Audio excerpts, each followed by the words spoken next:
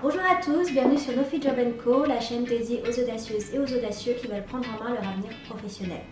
Moi, c'est Alice, je suis chef de projet B2B dans un grand groupe français spécialisé dans le recrutement et j'ai envie de partager avec toi tous mes astuces, tous mes tips, tous mes conseils pour que tu puisses prendre en main ton avenir et réussir à trouver le job dont tu rêves. Aujourd'hui, on va parler emploi et plus précisément, on va parler CV.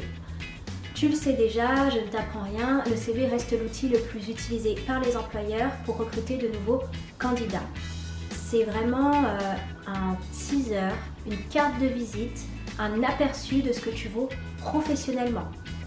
Le recruteur, c'est à travers ton CV qu'il va déterminer si oui ou non ton profil correspond au poste qu'il propose. Alors attention, faire son CV, c'est pas juste énumérer la liste des tâches que tu as effectuées au cours de tes expériences précédentes. C'est beaucoup plus complexe que ça. Il y a un vrai travail de fond à mener en amont pour pouvoir réaliser un CV qui soit efficace et qui te permette de décrocher des entretiens. Alors, comment réaliser un CV qui se transforme en véritable machine à décrocher des entretiens? Il y a 3 questions qu'il faut te poser en amont.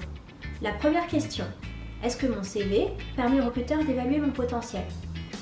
Le recruteur, lorsqu'il poste une annonce, c'est parce qu'il a un besoin en recrutement. Il a des cases à cocher. Il recherche un candidat qui coche ces cases. Un candidat qui sera en mesure de mener à bien les missions qu'il propose. Est-ce que ton CV coche les cases du recruteur? Est-ce qu'il y a un match entre ton CV et la fiche de poste? Deuxième question à te poser. Est-ce que ton CV fait apparaître les résultats que tu as obtenus?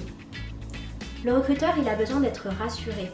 Il a besoin de se dire qu'il va embaucher quelqu'un qui est capable d'aller au bout des missions qu'on lui propose, qui est capable d'avoir du résultat, qui est capable d'atteindre les objectifs qu'on lui fixe. Est-ce que dans ton CV, on ressent qu'il y a bien un avant et un après ton arrivée sur ton poste? Est-ce qu'on voit que tu as apporté une amélioration, que tu as réussi à apporter une valeur ajoutée sur ton poste? Troisième question, est-ce que ton CV sort du lot si 99% des autres candidats ont exactement le même parcours que toi? Faut pas oublier que le marché de l'emploi reste un marché extrêmement concurrentiel. Lorsque toi tu postules à une annonce, il y a peut-être 50, 100, 200, voire plus d'autres candidats qui, eux aussi, ont postulé à cette annonce. Comment est-ce que tu fais pour sortir du lot? Si ces personnes-là, elles ont exactement le même parcours que toi, si elles ont fait le même type d'école que toi, qu'est-ce qui vous différencie? Tu ne peux pas compter sur la chance pour espérer trouver un emploi.